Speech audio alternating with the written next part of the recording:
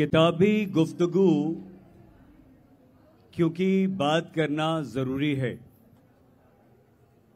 किताब हमारी भावनाएं होती हैं, किताब हमारे शब्द होते हैं, किताब के द्वारा हम अपनी बात समाज तक, दुनिया तक पहुंचाते हैं। लेकिन यही किताबों पर बात करना इसलिए ज़रूरी हो जाता है कि लेखक अपनी किताबों के माध्यम से जो संदेश आप तक, हम तक, समाज तक, दुनिया तक पहुंचाना चाहता है, वो संदेश है क्या। हमारे साथ 3 अलग अलग विधाओं से जुड़े हुए लेखक यहां पर मौजूद हैं। 2 इनमें से वरिष्ठ पत्रकार रह चुके हैं, बड़े बड़े संस्थानों में काम कर चुके हैं, और एक वरिष्ठ प्रशासनिक अधिकारी हैं। अपनी जिम्मेदारियों का निर्वहन करने के साथ साथ इन लोगों ने ये रास्ता क्यों चुना। सबसे पहले धर्मवीर जी, आपसे, लाल समाधि आपकी अपनी इस पुस्तक में आपने जिस तरह से वामपंथी दलों की जो मूल विचारधारा है उससे हटकर उनका हमारे सामाजिक प्रश्न पर बात करने को लेकर उसे न्याय संगत और तर्क संगत आप बताते हैं। और ये तो हमारे भारतीय समाज का यथार्थ है। तो फिर ये प्रश्न आपने क्यों उठाया?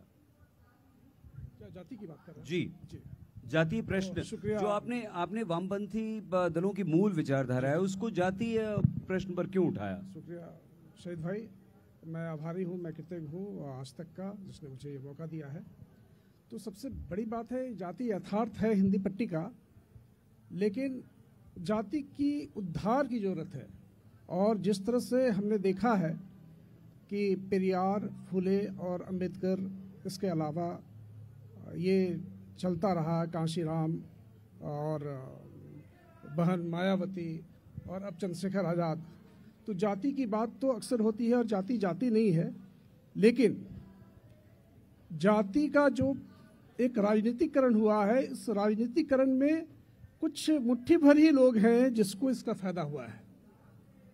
कुछ ऐसे परिवार, अब तो परिवारवाद इसमें चले गए, बहुत लोग उसी जाति से आगे बढ़े और फिर अपने बेटे और अब समधी और तमाम दूसरे तरह के लोग को भी इसमें समेट लिया है। लेकिन इसकी आर्थिकीकरण और सामाजिकीकरण की जरूरत है, जो आम तौर पर जाति का नहीं हुआ।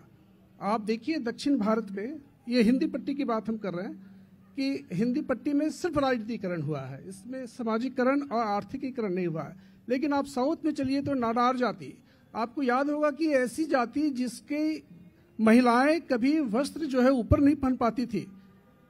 वहाँ के जो लोग थे, जो सामंत थे, उन्होंने साफ तौर पे ऐलान कर दिया था कि वो नहीं पहन सकती है। हालांकि इस पर आंदोलन हुए और फिर पहनने लगे। और ये नाडार जाति का जो आर्थिकीकरण है, वो आर्थिकीकरण ये है कि उसकी वैश्विक पहचान है। उसकी वैश्विक पहचान ये है कि वो गुड़ का उत्पादन, गुड़ की चुवाई करके वो पूरे विश्व में आज उसको नाडार जाति को जानता है। आप त्रिपुर चले जाएं, त्रिपुर में सूती वस्त्र का ठीक इसी तरह से जो बुनकर हैं, वो सूती वस्त्र को वैश्वीकरण में बदल दिया। लेकिन यहाँ पे क्या है, हिंदी पट्टी में क्या है? हिंदी पट्टी में पूरा गाय बेल्ट है, अपना यादवों का है, लेकिन क्या कोई आनंद और अमूल का उस टाइप के कोई बने क्या? सबसे बड़ी बात है कि यहाँ पे कुछ नहीं हो पाया। आर्थिकीकरण के नाम पर सिर्फ आप एक तरह से कह सकते हैं जो आर्थिकीकरण होनी चाहिए, जो सामाजिकरण होनी चाहिए, उसने इसलिए नहीं किया कि इसको राजनीतिकरण करनी चाहिए थी। और जब जो राजनीति जब सत्तामुखी होती है, जब उसको चाहिए होता है वोट, तो वो कोशिश में ये होता है कि वो ऐसे ही पड़े रहे लोग तो ज्यादा अच्छा है। क्योंकि आप एक तरह से देखें तो हमारे झारखंड में ही असुर जनजाति और कुरमाली जनजाति को आप जानते होंगे, जो आदिम जनजाति है। असुर जनजाति वो जनजाति है जो अब लुप्त प्राय है, या उसको लोग अब ढूंढिएगा वो तो नहीं मिलेगा। वो जाति लोहे का सामान बनाने के लिए शेरशाह तक कहते हैं कि शेरशाह सूरी भी उनको सामान बनाने के लिए कहता था कि भाई आप, वो असुर जनजाति। जब टाटा वहां पर आया झारखंड में, तो उसको ढूंढा कि भाई देखें ये असुर जनजाति किस तरह से लोहे का हथियार बनाता है जो जंग नहीं लगता है। कहते हैं यहाँ पे जो अपना कुतुब मीनार है वहां पे जो आप देखते हैं लोह स्तंभ, हाँ लोह स्तंभ, वो वही जाति कुरमाली जाति द्वारा बनाया गया है। कुरमाली की भी वही स्थिति थी जो लोहे का बहुत अच्छा हथियार बनाता था, और लेकिन वो सारे के सारे लुप्त प्राय हो गए हैं। ये जाति अब सबरी माँ जो मुक्ति दिया राम को भी वो उसने मुक्ति दी, और उसने बताया कि किस तरह कहाँ खोज करना है। ये सबर जनजाति है। सबर जनजाति को कोई ढूंढने वाला नहीं है। अब आदिम जनजाति की स्थिति क्या है, कहाँ गया, और वो वही सबरी राम उनके पास जाके बेर खाए और राम बने, और राम को वो बताए कि कहाँ आपको जाना है, कैसे जाना है, रास्ता दिखाए वो कि ये जगह जाइए आप। मैं आपको रोकना बिल्कुल नहीं चाह रहा था, लेकिन दोस्तों देखिए जिस तरह से धर्मवीर जी ने वो श्री राम, प्रभु श्री राम और माता शबरी का उल्लेख कर दिया, और आज ये किताब लिखते हैं लाल समाधि। इसका अर्थ सीधे सीधे ये हुआ कि आप आज नक्सलवाद जिस समस्या को लेकर खड़ा हुआ, क्या कहीं ना कहीं उस पर इशारा कर रहे हैं? ये हम आपको एक सवाल हमारे और साथियों से कर लें, उसके बाद करेंगे। दोस्तों एक और उल्लेख धर्मवीर सिन्हा जी ने अपने उल्लेख में किया, और वो ये था कि व्यवसायीकरण। आपने अर्थ का बार बार उल्लेख किया अपने संबोधन में, और उसी अर्थ को लेकर जिससे आप और हम सबसे अधिक प्रभावित होते हैं, बाजारवाद आता है। उस पर अगर पैनी दृष्टि किसी की है तो आपकी है। सतीश सिंह जी, आपने बहुत काम किया एक पत्रकार होने के नाते, एक आर्थिक पत्रकार होने के नाते जी। आपने किताब लिखी, आपने क्रिप्टो करेंसी पर काम किया, आपने ये जो शेयर मार्केट है उस पर हम लोगों को आम भाषा में समझाया कि होता क्या है। एक बहुत बड़ी समस्या मित्रों आजकल हो रही है, जिससे आप और हम सब दो चार हैं, वो है डिजिटल अरेस्ट जी। उसको लेकर आपने हमें आगाह किया, आज नहीं बरसों से कर रहे हैं। आप अपनी पुस्तक में क्या लोगों को ये समझा पाए हैं कि हमें कैसे बचना है, क्या करना है, और अगर नहीं तो आखिर उसमें है क्या? जी देखिए, मैंने विगत 17 सालों से मैं बैंकिंग और अर्थव्यवस्था पर लेखन कर रहा हूँ। तो मेरा मूल मकसद है कि लोगों को मैं वित्तीय रूप से जागरूक कर सकूं। भले ही आज हमारे देश की साक्षरता दर 77% है, जब वित्तीय साक्षरता की बात करते हैं तो केवल 27% है। तो एक लंबा गैप है, और अर्थ की जरूरत जन्म से मृत्यु तक है। अगर उसका प्रबंधन करना हमें नहीं आता है तो हमारा जीवन कभी भी मुश्किल में पड़ सकता है। अभी भारतीय रिजर्व बैंक ने भी इसे जरूरी समझा और फाइनेंशियल लिटरेसी पर 2016 से काम कर रहा है। हर साल फाइनेंशियल लिटरेसी वीक मनाया जाता है, और हर बार एक थीम के जरिए काम करती है रिजर्व बैंक, और पूरे देश में जागरूकता फैलाने का काम करती है। इस साल का जो थीम है आपका वित्तीय साक्षरता, महिलाओं की समृद्धि, और पिछले साल भी एक अच्छी थीम थी, सभी शुरुआत करें वित्तीय रूप से स्मार्ट बने जी। तो वित्तीय रूप से स्मार्ट हम कैसे बन सकते हैं? तो इसके लिए जरूरी है कि हमें बैंकिंग व्यवस्था के बारे में जानकारी हो, हमें अर्थव्यवस्था के बारे में जानकारी हो, और सबसे महत्वपूर्ण है कि हम ऑनलाइन फ्रॉड जो बहुत तेजी से बढ़ रहे हैं उससे हम कैसे बचें, इसके बारे में हमें जानकारी होनी चाहिए। और ये तभी संभव है जब हम अपने बच्चों को शिक्षित करें फाइनेंशियली, हमारे अपने बुजुर्ग को शिक्षित करें। आज भी हम देखते हैं कि कई घरों के जब मुखिया का देहांत हो जाता है तो अर्थ प्रबंधन नहीं आने की वजह से उनके बच्चे नहीं समझ पाते हैं, उनकी पत्नी नहीं समझ पाती है, और परिवार सड़क पर आ जाता है। जहां तक ऑनलाइन फ्रॉड की बात है तो अभी डिजिटल अरेस्ट के बाद भी इसके नए नए रूप आ गए हैं। जैसे कि अभी आप कहीं पर ऑनलाइन वेबसाइट के, किसी गवर्नमेंट की वेबसाइट से कहीं बुकिंग करवाते हैं ठहरने के लिए, तब भी जाकर डेटा लीक होता है और आपके पास एक लिंक आता है, और लिंक पर जैसे आप क्लिक करते हैं उसमें बोला जाता है कि अगर आप अर्जेंटली आपने डिटेल्स नहीं सबमिट किया तो आपकी कैंसिलेशन रद्द हो सकता है। और लिंक पर क्लिक करते ही एक पेमेंट का पेज खुलता है, और उसके बाद अगर आप आगे बढ़ते हैं तो आपके पैसे आपके खाते से निकल जाते हैं। बहुत ध्यान से सुनिएगा प्लीज। ऑनलाइन फ्रॉड में सबसे महत्वपूर्ण है कि आप सावधान रहें, सचेत रहें और लालच नहीं करें। इंसान स्वभाव से ही लालची होता है और जहां उसको लगता है कि कुछ फायदे हैं तो फिर जाकर वो उस जाल में फंस जाता है। अब जैसे देखिए कि हम कितना कमाते हैं इतना वो जरूरी नहीं है, जरूरी है कि हम खर्च का प्रबंधन कैसे करते हैं। अगर हम 100 रुपया भी कमाते हैं और हमको मालूम है कि हमारी जरूरत क्या है तो हम उसमें ही निवेश भी करते हैं, बचत भी करते हैं और सभी की जरूरतों को पूरा करते हैं जी। लेकिन जब खर्च का प्रबंधन करना नहीं आता तो जैसे कि आज हमारे देश को त्योहारों का देश भी कहा जाता है और हर साल 5-6 बड़े त्यौहार मनाए जाते हैं। और जैसे जब ई कॉमर्स कंपनियां जब आ गई हैं और ऑफलाइन बाजार में भी बड़े बड़े सेल शुरू होते हैं और चाहते न चाहते हुए भी कई गैर जरूरी चीजें हम खरीद लेते हैं जिससे हमारा बजट बिगड़ जाता है। ऑनलाइन फ्रॉड में अभी जो नेशनल साइबर क्राइम पोर्टल का जो डाटा है वो काफी डराने वाला है। 2024 के आंकड़े के अनुसार करीब 22,800 करोड़ रुपए साइबर ठगों ने लोगों से ठगे हैं और 2023 में यह आंकड़ा केवल 7,400 करोड़ रुपए का था। कोई कानून नहीं है सर हमारे देश में जी, साइबर लॉ, कोई ऐसा कानून नहीं है। साइबर लॉ में दिक्कत क्या है कि अभी पुलिस भी पूरी तरह से अनभिज्ञ है कि कैसे अगर कोई साइबर फ्रॉड होता है तो कैसे हम तुरंत उसको रोक सकते हैं। और सबसे बड़ी चीज है कि जो हम यूजर हैं, जैसे कि यूपीआई का इस्तेमाल करने के मामले में हमारा देश दुनिया के अग्रणी देशों में से एक है। बिल्कुल। लेकिन जब आंकड़े की हम बात करते हैं तो करीब 82% लोग यूपीआई भुगतान करते हैं।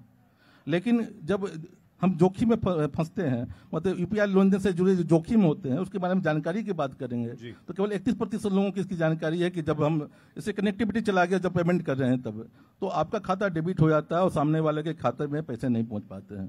तो उस केस में कैसे हम पैसे को अपनी रिकवरी कर सकते हैं, या जब हम किसी को पैसे भेजते हैं यूपीआई के माध्यम से तो मोबाइल का एक अंक में हेरफेर होता है, पैसे दूसरे के पास चले जाते हैं। तो ये जानकारी होना जरूरी है, इसलिए वित्तीय साक्षरता की जरूरत है। बिल्कुल जी। ऑनलाइन फ्रॉड में बचने के लिए मुझे लगता है कि सबसे महत्वपूर्ण है कि सावधान रहना, सचेत रहना, पासवर्ड को नियमित रूप से आप बदलते रहें, हर अकाउंट के लिए अलग पासवर्ड होना चाहिए, टू फैक्टर ऑथेंटिकेशन की प्रक्रिया को अपनाएं आप जी। तो उसमें आपका ट्रांजेक्शन तभी कंप्लीट होगा जब आप पासवर्ड डालेंगे, साथ में वो एक ओटीपी जनरेट होगा, ओटीपी जो कोड होगा उसको डालने के बाद ही ट्रांजेक्शन आपका कंप्लीट होगा। इसके अलावा आप जितने भी वेबसाइट जो इंटरनेट पर फर्जी वेबसाइट्स हैं, जो कि HTTPS से जो शुरू होने वाले वेबसाइट हैं, वो जगह सही वेबसाइट होते हैं तो उसका ध्यान रखें।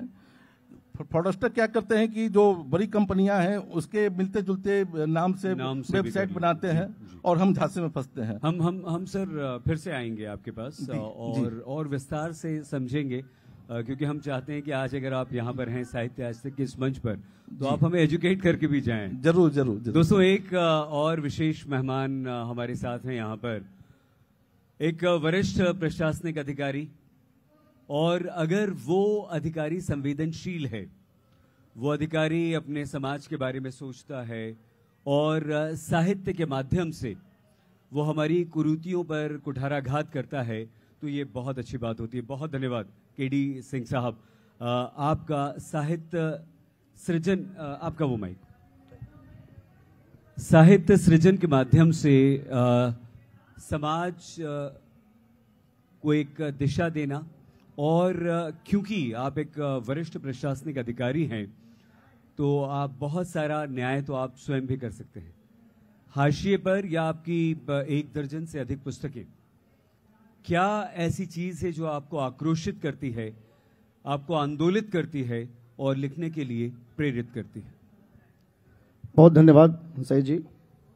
आप मुझे अनुमति दें तो मैं इसके केंद्रीय विषय पर, मूल विषय पर आता हूं, जो इस परिचर्चा का मूल विषय है जी। हम लिखते क्यों हैं और क्योंकि बात करना जरूरी है।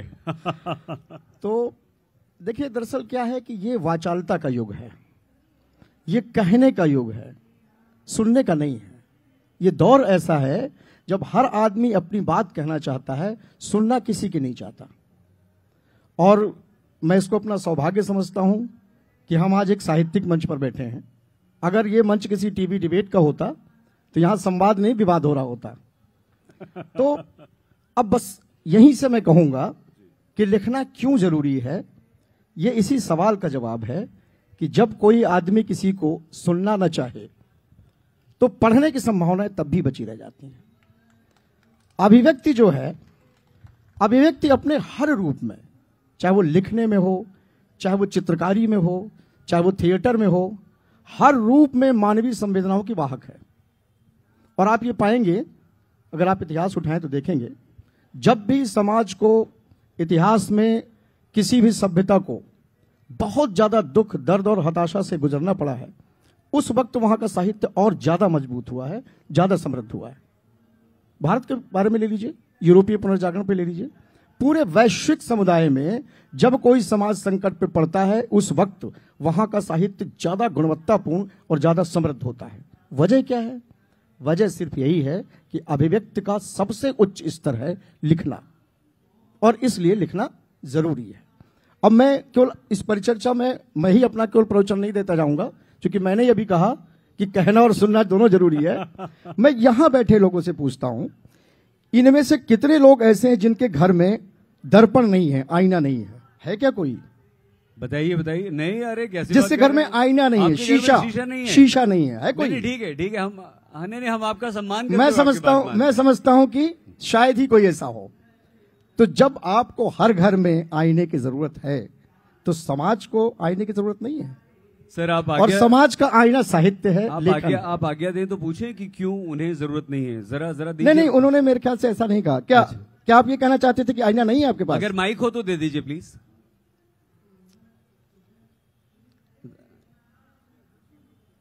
और अगर है भी तो मैं इस बात को बहुत एक प्रतीकात्मक तौर पर कह रहा हूं। मैं समझता हूं कि मेरी बात आप तक पहुंच पा रही है। मैं कहना क्या चाह रहा हूं? नहीं सर, आप बिल्कुल ठीक कह रहे हैं, बट जी प्लीज सर, आपकी बात मुझ तक पहुंच गई है। दरअसल जो आप कहना चाह रहे थे वो हम समझ नहीं पाए थे। अच्छा, और हकीकत बात यह है, आईना मेरे कमरे में नहीं है। मैं इसलिए नहीं लगा था कि मुझे कोई बात नहीं। मैंने घर में कहा, मैंने कहा घर में।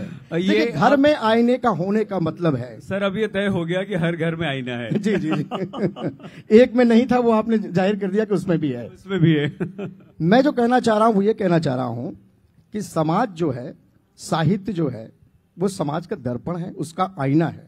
और इसीलिए हर युग के साहित्य में, हर युग के लेखन में आपको वही दिखेगा जैसा समाज होगा। और समस्या दूसरी होती है, कभी दलित विमर्श की बात होती है, स्त्री विमर्श की बात होती है, प्रेमचंद जी से लेकर के मंटो तक हम पढ़ते हैं, बिल्कुल अलग अलग खाका है साहित्य का। तो होता सिर्फ यही है कि जब हम आलोचनाएं करते हैं लेखन की, या उसे हम अश्लील बताते हैं या अच्छा बताते हैं, तो सिर्फ इतना ही होता है कि आप अपनी शक्ल जिस आईने में देख रहे होते हैं और आपको अच्छी नहीं लगती, तो आप कहते हैं ये आईना खराब है। आप अपनी शक्ल पे गौर करिए, अपने समाज पे गौर करिए, तो हर युग में वही साहित्य लिखा जाता है जो उस समाज का आईना होता है, क्योंकि साहित्य समाज से ही पैदा होता है। मैं एक छोटी सी बात कहूंगा। आपने जैसे कहा कि लिखना जरूरी क्यों है, एक और खास बात यह है कि ये जो युग है ना, ये जो दौर है, वो दृश्यता और श्रव्यता का दौर है। आपको दिख बहुत कुछ रहा है, सुनाई बहुत कुछ दे रहा है। ये दृश्य शब्द दौर है, और मजे की बात ये बड़ा रंगीन दौर है, सब कुछ रंग बिरंगा है। तो ऐसे में ये सफेद कागज पर जो बिखरे हुए काले अक्षर हैं, कौन उस तक जाना चाहता है? लेकिन कम से कम एक लेखक को इस बात का एहसास होता है कि मैं जो ये बात अभी कह रहा हूं, हो सकता है मैं ही शाम तक ये भूल जाऊं कि मैंने इस मंच पर क्या कहा था, पर अगर मैं इस बात को यहां लिख रहा होता तो सदियों बाद भी मैं उसको पढ़ सकता था मैंने वहां क्या कहा था। क्योंकि लिखना अक्षर से होता है, और अक्षर जो होता है वो अक्षर होता है, उच्चरित नहीं होता। इसलिए मैं समझता हूं कि लिखना जरूरी ही नहीं, बेहद जरूरी है। अब क्योंकि हमारे सत्र का शीर्षक है क्योंकि बात करना भी जरूरी है, उस पर भी मैं आप तीनों से पूछूंगा। लेकिन अब अगले दौर में अगर हम आगे बढ़ें तो धर्मवीर जी, सिन्हा जी, एक बार फिर से आपके पास आते हैं। हमारा देश एक बहुत बड़ी समस्या से जूझता आ रहा है, नक्सलवाद से। हमारी सरकार जड़ से उसे समाप्त करने की दिशा में अग्रसर है, काम कर रही है, और ऐसे में आप लाल समाधि लिख देते हैं। लेकिन हम आपसे समझना चाहते हैं कि आपने ये भी लिखा कि झारखंड मुक्ति मोर्चा, जिसकी आज झारखंड में सरकार है, उसका जब गठन हुआ तो उस पर क्या असर था, किसका असर था? और आप उसमें कहना क्या चाहते हैं? देखिए, चूंकि मैं झारखंड से हूं तो जाहिर तौर पर झारखंड की बात तो होनी चाहिए। तो झारखंड मुक्ति मोर्चा पहले एक संसदीय पार्टी नहीं थी, आपको बता दें। इसमें A.K. रॉय जो एक वामपंथी चिंतक थे और संत कह सकते हैं आप उनको, धनबाद में मार्क्सिस्ट के संस्थापक थे, सीपीएम में थे, लेकिन उन्होंने कहा कि झारखंड राज्य की जरूरत है और इसी वजह से सीपीएम ने उसे नोटिस जारी किया और फिर वो सीपीएम छोड़ दिए और छोड़ने के बाद उनकी पार्टी मार्क्सिस्ट बनी। और वो ऐसे चिंतक थे और ऐसे संत थे जिन्होंने कभी पेंशन नहीं लिया।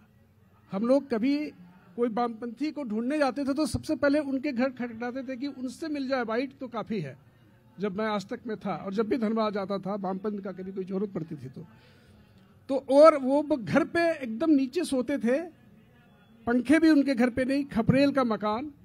और जिसको कहा जाए ना कि वामपंथ का जो सही रूप होता है, जो एक जमहूरियत की आवाज़ बनने की बात होती है, जो एक फटेहाल स्थिति में हो उसके बाद भी लोगों के कल्याण के बारे में और न्याय के बारे में सोचता हो, तो वैसे लीडर थे A.K. रॉय।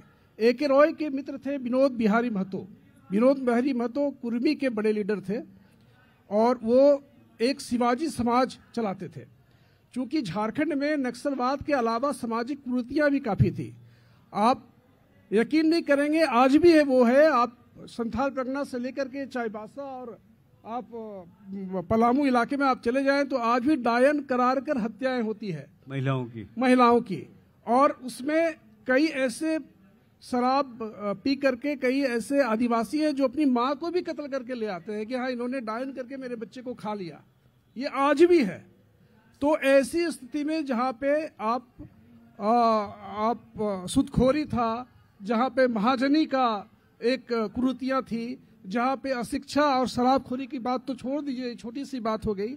वैसे स्थिति में इन्होंने एक समाज सुधार के लिए लालखंड का नारा दिया कि एक लालखंड हम बनाएंगे जो शोषण मुक्त होगा हमारा झारखंड बनने से पहले की बात है। और उस वक्त इन दोनों ने एक नेमरा का एक युवक जो शिबू सोरेन, जिसको बाद में दिसोम गुरु कहते हैं, मतलब समाज के सुधारक गुरु, विश्व देश के गुरु शिबू सोरेन, जिनकी सरकार है अभी, हेमंत सोरेन उन्हीं के बेटे हैं, उनकी सरकार है। तो शिबू सोरेन को वो जोड़ते हैं और वो जोड़ने के बाद उनका संथाल सोनोत समाज चलता था। तो जो A.K. रॉय हैं वो एक शिवाजी समाज इनको दे दिया कि आप चलाओ विनोद बिहारी महतो को और सामाजिक कुरीतियां निकालो, संसदीय कहीं नहीं, वो समाज के लिए, और इनको सोनोत समाज बनाने के लिए कह दिया। और ये फिर वहां से नेमरा से, जो उनका घर है अभी रामगढ़ में पड़ता है, वहां से वो टुंडी और पीरटांड के इलाके में चले गए। टुंडी में उनका एक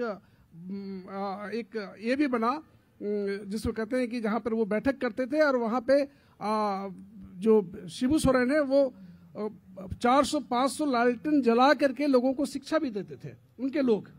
तो शिक्षा का भी जोत जलाना और साहूकारों को और महाजनों को खदेड़ने का काम भी करना, जिसमें पता चला कि हाँ ये 10 किलो अनाज के बदले एक जमीन लिखवा लिया, तो वैसे महाजनों को खदेड़ने का काम भी शिबू सोरेन और विनोद बिहारी महतो और A.K. रॉय की जो ये तीनों की तिकड़ी है ये करते थे। और ये दोनों जो थे, विनोद बिहारी महतो और A.K. रॉय, ये वामपंथी थे, ये सीपीएम के, हालांकि बाद में ये लोग मार्क्सिस्ट बन गए। तो ये दोनों तो, और 77 के बाद 73 तक, तो ये नहीं 73 के बाद जो है ये एक संसदीय पार्टी बनी और 80 में फिर शिबू सोरेन दुमका चले गए और फिर वो सांसद बन गए। लेकिन उसके पहले सीपीएम के 2 विचारक, 2 चिंतक ने इस पार्टी को, और विनोद बिहारी महतो पहले इसके अध्यक्ष भी बने। तो हालांकि A.K. रॉय कभी नहीं रहे क्योंकि वो मार्क्सिस्ट के ही थे, लेकिन ये दोनों का जो सपना था, दोनों ने जो अपने त्याग से, दोनों का जो खून पसीना करके इस पार्टी को खड़ा किया था, जो आज भी देखने को मिलता है। हालांकि एक चीज और है इसमें, विनोद बिहारी महतो समाज के कल्याण तो किए, वो कुर्मियों को तो शिक्षित कर दिए और वहां पर डायन की हत्याएं अब नहीं होती हैं लगभग, लेकिन संथाल में ये आज भी है। वो संसदीय राजनीति में भले ही वो जीत गए शिबू सोरेन, लेकिन फेल हो गए समाज को सुधारने में। लेकिन विनोद बिहारी महतो समाज को सुधारने में सफल हुए और संसदीय राजनीति में फेल हुए। जी साहित्य आज तक में जो हम चर्चा कर रहे हैं, कल भी एक सत्र में हमने बात की और हमारे देश में सुदूर बसे हुए आदिवासियों के बारे में बात हुई और धर्मवीर सिन्हा जी इस समय डायन बताकर महिलाओं की, बच्चियों की जो हत्या का एक ऐसा कुकृत्य हमारे देश में हो रहा है जिससे हम लोग शायद परिचित नहीं हैं या परिचित भी हैं तो आंख बंद कर लेते हैं। इसके लिए आपका बहुत धन्यवाद कि कम से कम आप आज इस मंच पर उस बात को उठा रहे हैं। लेकिन अगर हम लौटें आज के दौर में, तो आज के दौर में सिंह साहब आप बहुत प्रासंगिक हो जाते हैं इस बात को लेकर, क्योंकि अर्थ ही सब कुछ है जी। और हम लोग बड़े परेशान हैं। आज का युवा शेयर मार्केट में पैसा लगा देता है, वो डूब जाता है, बर्बाद हो जाता है, उसे समझ नहीं आता, उथल पुथल बहुत ज्यादा है। क्रिप्टो करेंसी एक सुना है आप लोगों ने? एक नई चीज आ गई जिसमें कहाँ एनकैश होता है, कहाँ पैसा आता है हमें नहीं पता, हमें कुछ नहीं पता, कहाँ ये डिजिटल करेंसी होती है, क्या होती है, कुछ नहीं पता। तो हम ये चाहते हैं आज साहित्य आज तक के इस मंच के माध्यम से आप हमें हमारे सभी साथियों को एजुकेट करें कि ये सब होता क्या है, हमारा जो शेयर बाजार है वो क्या होता है, ये जो हम लोग पैसा लगाते हैं वो क्या होता है, एसएपी क्या होता है, क्रिप्टो करेंसी क्या होता है। और आपने अपनी पुस्तक में कितनी आसान भाषा में समझाया ताकि हम लोग समझ सकें। देखिए, क्रिप्टो करेंसी है या शेयर मार्केट है, तो इन सब चीज़ों को समझने के लिए जरूरी है कि हमें अर्थव्यवस्था की जानकारी थोड़ी सी, मैं नहीं बोलता हूँ अर्थव्यवस्था की गूढ़ता में आप जाएं, व्यवहारिक अर्थव्यवस्था की जानकारी आपको होनी चाहिए। जैसे कि महंगाई बढ़ती है तो उसे क्या नुकसान है, जीडीपी पर उसका कैसे नकारात्मक प्रभाव पड़ता है। मैं आपको क्षमा के साथ रोककर एक बात कहूं, सर हम लोग कुछ नहीं जानते। अगर आप मुझसे पूछे शेयर मार्केट क्या होता है, तो एक पत्रकार होने के नाते भी जितनी मुझे खबर दिखानी होती है उससे आगे शायद आप पूछें तो नहीं पता। निफ्टी क्या होता है, सेंसेक्स क्या होता है, आई एम श्योर हम लोग जितने लोग यहाँ पर बैठे हैं अगर आपसे पूछा जाए तो कितने लोग बता पाएंगे, समझा पाएंगे। देखिए इसलिए आपकी जिम्मेदारी बहुत बढ़ जाती है सर। देखिए, भारत में दो तरह के सेंसेक्स है, निफ्टी है एक सेंसेक्स है। इसमें कुछ कंपनियां दर्ज होती हैं और उस कंपनियों का जो प्रदर्शन होता है उसके बेसिस पर ही निफ्टी बढ़ता है या सेंसेक्स बढ़ता है या नीचे गिरता है। तो इसमें जरूरी है कि अगर हम किसी कंपनी के शेयर खरीदना चाहते हैं तो उस कंपनी का परफॉर्मेंस कैसा है, किस तरीके से वो काम कर रही है, इसकी जानकारी होनी चाहिए। साथ में और बहुत सारे कारक होते हैं, जैसे पॉलिटिकल डिसेप्शन हुआ है या फिर कुछ ऐसी चीजें हुई हैं जो कि कंपनी को प्रभावित कर रही हैं, तभी उस कंपनी के शेयर का वैल्यू कम हो जा सकता है। तो जरूरी है कि जब हम शेयर बाजार में पैसा लगाना चाहते हैं तो हमारी पैनी नजर हो, शेयर जिस कंपनी में पैसा लगाना चाहते हैं उसका हम पूरा हिस्टोरिकल डाटा देखें, उसका अध्ययन करें, लगातार अध्ययन करें, तभी जाकर हम एक सही दिशा में अपने पैसे को निवेश कर पाएंगे। किसी के कहने पर तो ना लगा, नहीं, एकदम नहीं लगाना चाहिए। आपको जब तक विश्वास ना हो कि ये कंपनी आगे ग्रो कर सकती है, जैसे कुछ प्रीमियम कंपनियां भी होती हैं, जैसे कि आप इन्फोसिस है, टाटा है, वहां पर पैसे लगा के आप भूल सकते हैं, भूल जाएं तभी कोई नुकसान नहीं है। कि हो सकता है कि अभी उसका वैल्यू कम हो गया लेकिन लॉन्ग टर्म में वो कंपनी अपना परफॉर्मेंस बेहतर करती है और आपको कोई नुकसान नहीं होता है। तो जरूरी है कि हमारी समझ हो, हम समझें, किसी कहने पर पैसा न लगाएं और लालच नहीं करें। लोग क्या होता है कि एक बड़े प्रतिफल की आशा में अब ऐसी कंपनी में पैसा लगा देते हैं जिनका परफॉर्मेंस लगातार खराब रह रहा है, लेकिन कुछ तत्कालिक समय में उनका परफॉर्मेंस बेहतर होता है और अच्छे रिटर्न की आशा में वहां पैसा लगा देते हैं और जिससे बड़े नुकसान का सामना करना पड़ता है उनको है। तो दो चीज है, आपकी जानकारी होनी चाहिए और लालच नहीं करना चाहिए। कम प्रतिफल में ही आप, जैसे कि आप अगर सुकन्या समृद्धि योजना में पैसे लगाते हैं या पीपीएफ में पैसा लगाते हैं, एक लंबे समय तक पैसा को आप छोड़ते हैं वहां पर, तो छोटी छोटी राशि से एक बड़ा फंड आप क्रिएट कर सकते हैं।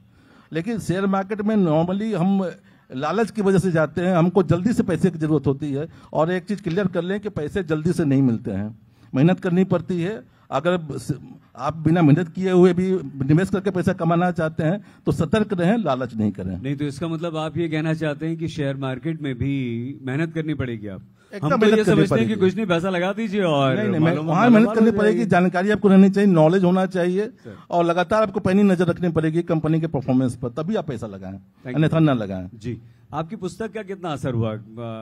देखिए, मैं विगत 17 सालों से लेखन कर रहा हूं और मेरी पुस्तक में 88 लेख शामिल हैं और सभी जो लेख हैं अर्थव्यवस्था पर हैं या बैंकिंग व्यवस्था पर हैं, ऑनलाइन फ्रॉड से बचने के उपायों पर हैं।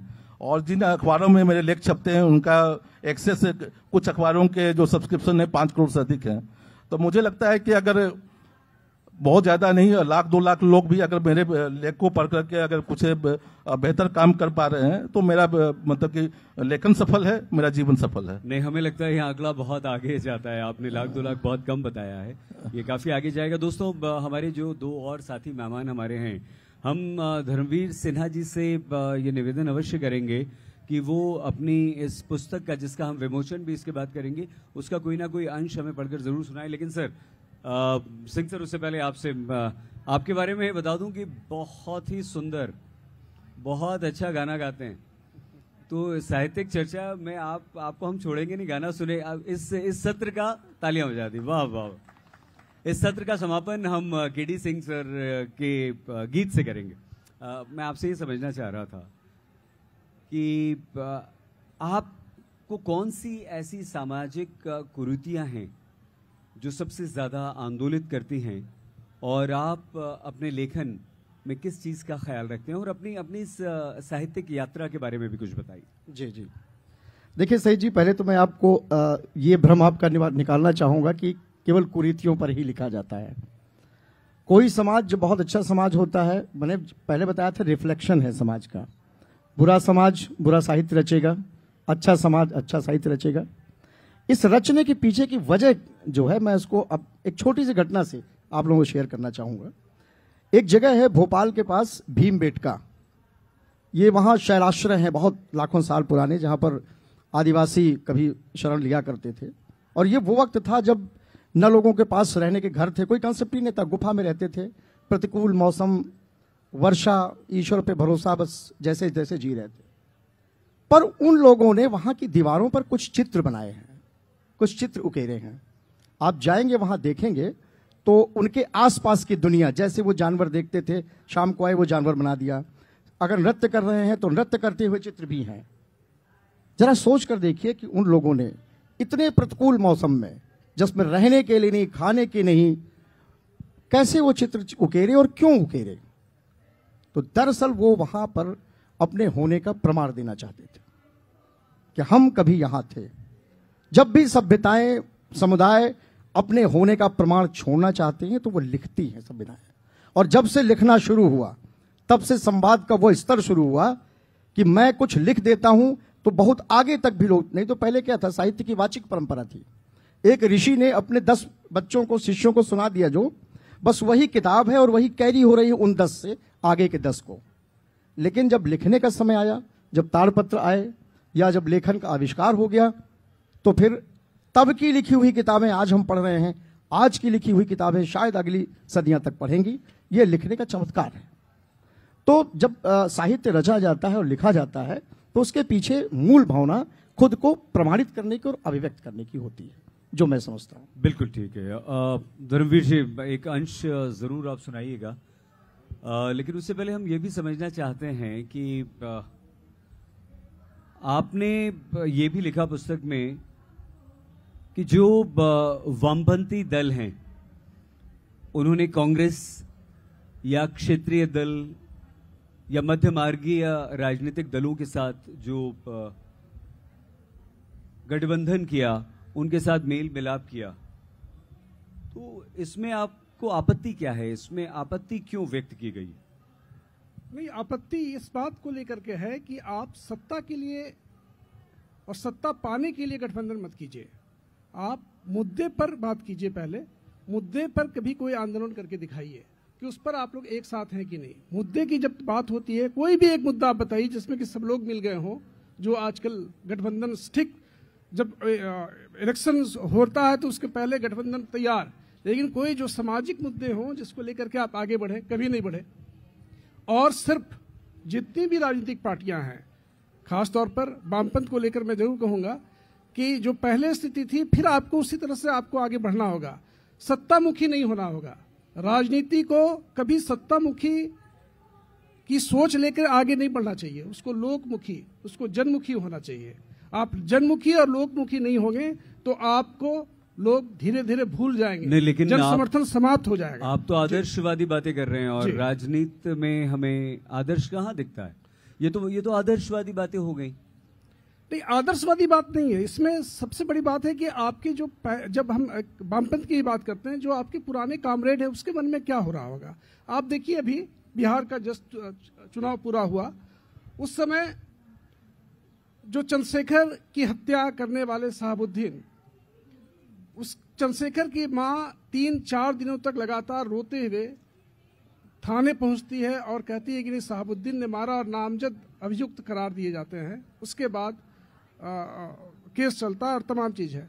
लेकिन फिर वही पार्टी जो सीपीआई एमएल, जो सबसे ज्यादा सीपीआई और सीपीएम को इसको ये कहकर कोसती थी या उसकी आलोचना करती थी कि ये सुधारवादी है, समझौतावादी है, ये संशोधनवादी है, और आप उसी ढर्रे पे चले जाते हैं। और समझौता का एक एकदम व्यर्थ उदाहरण कि जो आपके कैडर को मारा, चंद्रशेखर की जिसने हत्या की, उसके जब निकल रहे हैं जुलूस और ये नारे लग रहे हैं कि शहाबुद्दीन अमर रहे, उसमें लाल झंडे भी दिख रहे हो, तो आप सोचिए कि उस समय लाठी खाए कामरेड जो एफआईआर करवाने के लिए जाते होंगे, उसके मन में कैसा कचोटता होगा, उसका मन कैसा मचलता होगा, उसको उसके पीछे क्या बीतती होगी।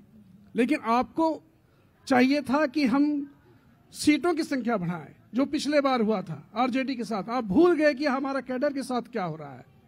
तो सबसे बड़ी बात वही है कि आपको राजनीति को हमेशा सत्तामुखी नहीं होना चाहिए, जनमुखी होना चाहिए। कैडर को देखना चाहिए, कैडर क्या चाहता है।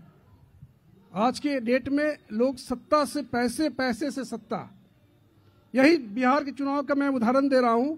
इसमें तमाम जितने लोग हैं, 90-91 ऐसे हैं जो करोड़पति हैं, जिनको टिकट मिला आरजेडी से, एनडीए से भी लगभग वही। ठीक है, सीपीआई या सीपीएम या जो वामपंथी दल हैं, उन्होंने खाकपति को जरूर टिकट दिया, लेकिन आप किसके साथ खड़े रहे? तो करोड़पति के साथ खड़े रहे, आप उसके साथ खड़े रहे ना। तो ये सब कुछ जो पुराने जो कैडर हैं, उसके मन को कभी टटोलने की कोशिश कीजिए, वो क्या सोच रहा है। बिल्कुल नहीं, ये गंभीर मुद्दा है और राजनीतिक बात है। लेकिन सिंह साहब जी, क्योंकि आप एक पत्रकार रहे हैं, वर्षों आपने आर्थिक पत्रकारिता की है, हालांकि, लेकिन राजनीतिक परिदृश्य पर आपकी दृष्टि हमेशा रही। अगर धर्मवीर जी की इस बात पर हम आपसे एक टिप्पणी चाहें तो क्या आपको लगता है कि आज राजनीति हमारी आदर्शवादिता को भूल चुकी है और राजनीति में आदर्श दूर दूर तक दिखाई नहीं देता? सत्ता पाने के लिए हम गठबंधन करेंगे, सत्ता पाने के लिए हम दूसरे दलों के दागी नेताओं को लेंगे। क्या ये प्रचलन हाल ही में बढ़ा है या आप इसे सदा से देखते हैं? मुझे लगता है कि हम आदर्शवादी राजनीतिक कल्पना हाल फिलहाल के कुछ और सालों तक भी नहीं कर पाएंगे, क्योंकि अभी जो राजनीति का जो परिदृश्य है उसमें सत्ता पर काबिज रहने के लिए अब किसी भी हद तक राजनीतिक पार्टी जाने को तैयार रहती हैं। लेकिन इसमें भी मैं कहना चाहूँगा कि कुछ जो राजनेता हैं एक उदाहरण जरूर प्रस्तुत करते हैं। जैसे बिहार में अभी चुनाव संपन्न हुआ है, नीतीश कुमार के बारे में कहना चाहूँगा, पर्सनली जाकर उनके ईमानदारी पे कोई सवाल नहीं उठा सकते हैं। सवाल है कि सत्ता में बैठने की बात है तो अगर तमाम विपरीत परिस्थितियों के बावजूद भी अगर आप थोड़ा भी विकास कर पाते हैं या आपका विजन विकास है और विकास के लिए काम कर सकते हैं, जैसे बिहार की राजनीति पर, बिहार की जो स्थिति उस पर मैं थोड़ा सा दो शब्द कहना चाहूँगा। आज से 2005 से पहले जो स्थिति थी, जाके जो इंफ्रास्ट्रक्चर की स्थिति थी, बिजली है, रोड है, या फिर जाके परिवहन के जो साधन हैं, तो 2005 में जो थी और आज है उस पर काफी तमाम जमीन आसमान का अंतर आ चुका है। आज सभी मोटे तौर पर कुछ अपवाद को छोड़ करके सभी गांवों में बिजली भी है, सड़क भी है, आवागमन के साधन भी हैं, वहाँ ऑटो रिक्शा भी चल रहा है, बसें भी कुछ गाँव में जा रही हैं। तो काम तो जरूर हो रहा है। तो जरूरी है कि तमाम विसंगतियों के बावजूद भी जाकर अपना जो विजन है हम रखें, ऐसा रखें जिसमें हम विकास कर सकें और जो जरूरी चीजें विकास के लिए उस पर काम कर सकें। बिल्कुल ठीक है। केडी सिंह साहब, मैं आपसे बिल्कुल भी राजनीति पर सवाल नहीं पूछूंगा और आप इस बात से खुश होंगे। लेकिन मैं आपसे आपकी साहित्यिक यात्रा पर, मैंने पहले भी आपसे कहा, जब आप एक जिम्मेदारी वाले बड़े पद पर, सरकारी पद पर आसीन होते हैं, तो उसके बाद क्या आपकी लेखनी आपकी सोच के हिसाब से सामाजिक दर्पण की दृष्टि से चलती है, या कहीं ना कहीं आपके मन में भी वो राजनीतिक डर होता है? देखिए, दो बातें हैं इसमें। मुझसे प्रायः लोग ये सवाल पूछते हैं। पहला सवाल तो ये कि जो व्यस्तता का जो दौर है उसके दौरान आप 15 किताबें कैसे लिख पाए, और दूसरा जो आप ये कहते हैं, दोनों का जवाब मैं आपको दे सकता हूं। पहली बात तो ये कि जब भी कोई कहता है कि व्यस्तता की वजह से लिखा नहीं जा सकता, मैं समझता हूं अगर मेरे पास व्यस्तता न हो तो मैं नहीं लिख सकता। आप किसी को एक कमरे में बैठा दीजिए और उसको कॉपी पेन दीजिए और 1 महीने की छुट्टी दे दीजिए चारों तरफ से, उसको वो लिख दे कुछ। जब आप बाहर जाएंगे, लोगों से मिलेंगे, इंटरेक्शन करेंगे, आपकी व्यस्तताएं मतलब आपका जीवन, जितनी तरह के वर्ग से मिलेंगे, जितने तरह के परिदृश्य में जाएंगे, तभी आप लिख पाएंगे। तो पहली बात तो ये कि व्यस्तताएं आपकी साहित्यिक क्षमता की वृद्धि करती हैं, कम नहीं करती। वाह, एक चीज। बहुत खूब, बहुत बढ़िया। और दूसरी चीज जो आपने कहा, वो निश्चित रूप से कुछ सीमाएं हैं। उन सीमाओं को बस मैं एक उदाहरण से कहूंगा। यहीं दिल्ली में ही लाल किले के मैदान में एक कवि सम्मेलन था स्वतंत्रता के तुरंत बाद, और नेहरू जी और रामाधारी सिंह दिनकर जी सीढ़ियां चढ़ रहे थे। नेहरू जी को उद्घाटन करना था, तो नेहरू जी हल्का सा एक सीढ़ी पर लड़खड़ाए, तो दिनकर जी ने उनको संभाल लिया। तो नेहरू जी ने कहा कि बहुत बहुत धन्यवाद दिनकर जी। उन्होंने कहा आप बिल्कुल परेशान न हो, जब जब इस देश की राजनीति लड़खड़ाएगी, साहित्य उसे संभालेगा। वाह वाह वाह, बहुत बढ़िया। मैं बहुत कुछ कह भी नहीं सकता क्योंकि मेरी अपनी सीमाएं हैं, आप जानते हैं, सरकारी सेवा में हर आदमी की अपनी। तो मैंने जो कह दिया, इस उदाहरण से आप समझ सकते हैं कि साहित्य और राजनीति के धरातल पर कहां खड़े। कुछ नहीं कहकर भी सब कुछ कह दिया और बहुत कुछ कह दिया। लेकिन आप ये बिल्कुल मत सोचिएगा कि हम आपसे गाना नहीं सुनेंगे, वो तो जरूर सुनेंगे। मेरी दृष्टि इस टकटकी पर भी है। लेकिन धर्मवीर जी, कुछ ऐसा इस पुस्तक से पढ़कर आप हमें सुनाना चाहें जो आपको लगता है कि वो आपको भी प्रिय है और हम लोगों को भी सोचने पर विवश करेगा? प्रिय की बात नहीं, इसमें आप कोई किस्सा सुना दीजिए। आप मैं आर्ट किस्सा ही सुना रहा हूँ कि किस तरह से रोमानियत का प्रतीक और रोमांटिज्म, नक्सलवाद के समय में क्या स्थिति थी बच्चों के मन में, या लड़कों के मन में, या छात्रों को। इसका आपको पता होगा कि जब नक्सलवाद 67 के बाद, जब 14 मई 1968 को AICCR जब गठन हुआ चारू मजुमदार के द्वारा, उसके बाद तमाम उसका CPI 1 साल के बाद फिर वो बना। लेकिन उस समय जितने दूसरे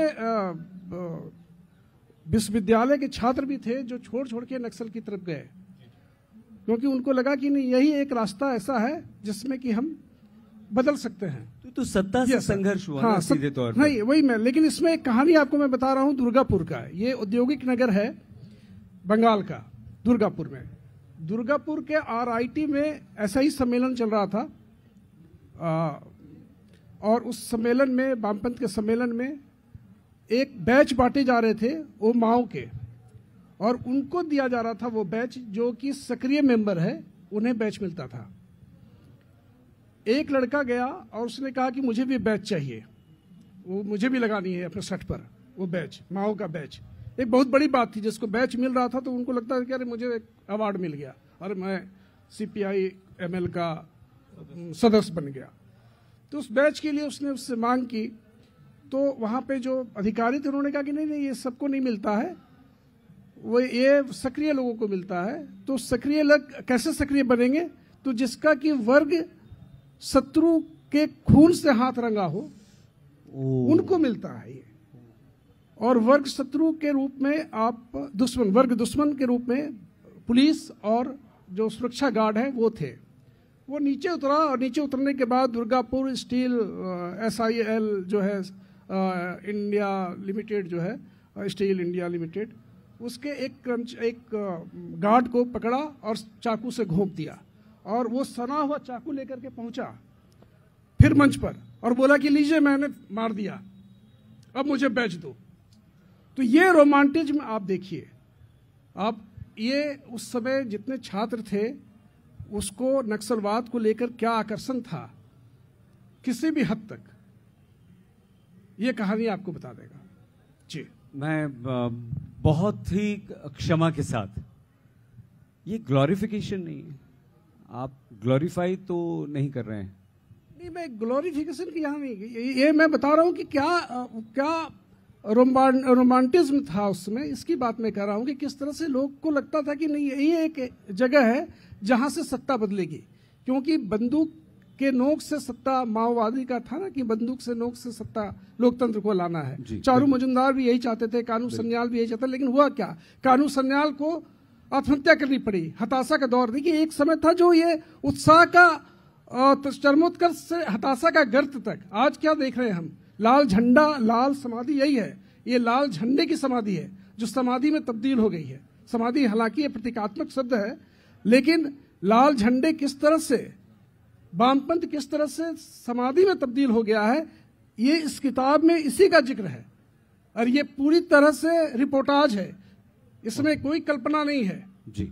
जो मैंने देखा है, जो अनुभव किया है जंगलों में, पलामू के पहाड़ों में, गिरिडीह और हजारीबाग के जंगलों में, दुमका के विस्थापित बस्तियों में, उसको मैंने लिखा है। मैंने लिखा है कि किस तरह एक महिलाएं, जो आखिरी विकल्प उसके पास बंदूक मिलता है, क्यों मिलता है, क्योंकि उसके घर, जब वो जिस जंगल में वो रहती थी, वो जंगल अचानक पता चलता है कि वहां पे महुआ आप तोड़ नहीं सकते, ये सरकारी हो गया।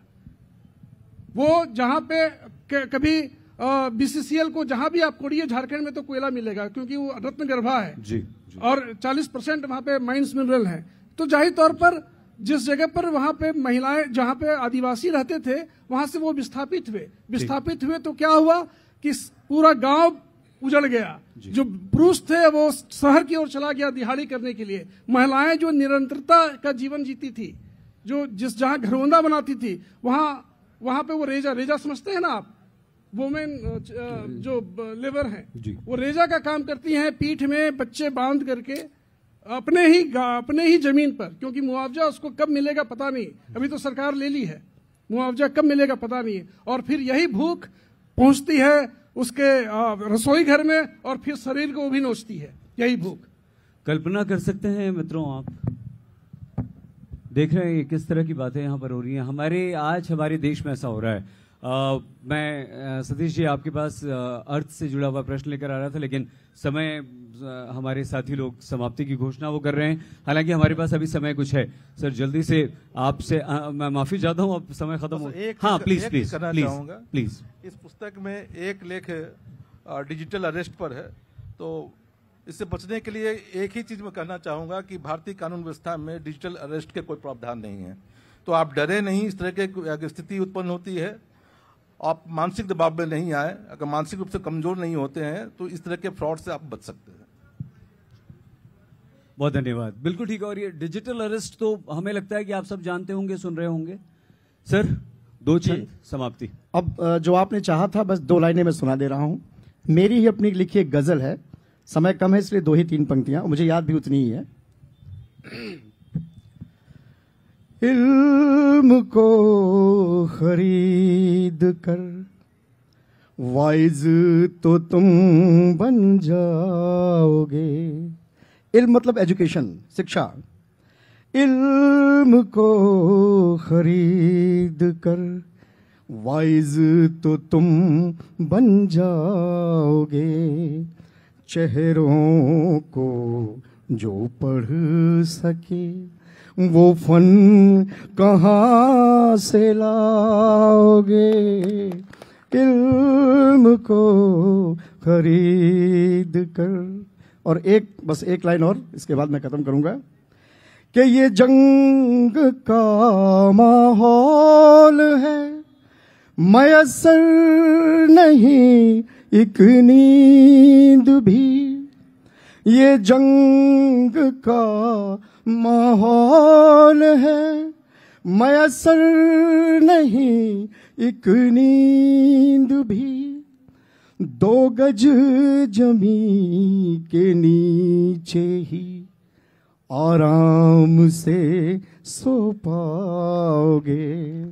चेहरों को जो पढ़ सके वो फन कहाँ से लाओगे। Thank you. बहुत सुंदर, जोरदार तालियों के साथ सतीश सिंह जी, केडी सिंह जी, धर्मवीर सिन्हा जी का दोस्तों आप धन्यवाद कीजिए। और आप सभी का साहित्य आज तक के इस मंच पर आने के लिए, शोभा बढ़ाने के लिए बहुत बहुत धन्यवाद।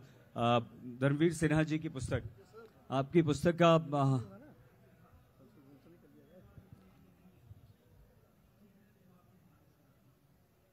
पुस्तक का विमोचन भी है। मैं आइए दीजिए दीजिए।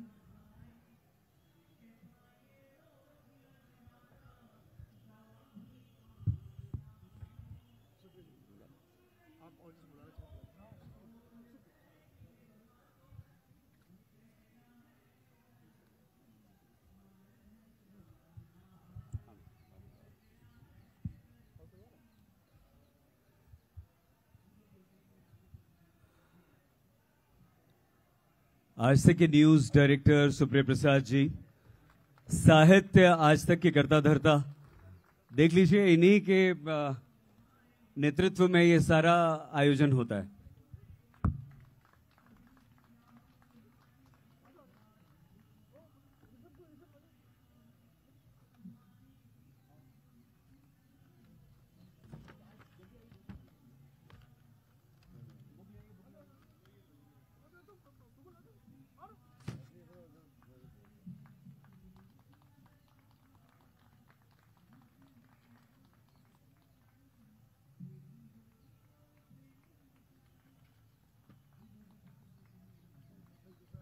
इस सत्र का सार यही है कि किताबें तो आप पढ़ें, लेकिन चेहरे भी पढ़ा कीजिए। बहुत धन्यवाद आप सभी का।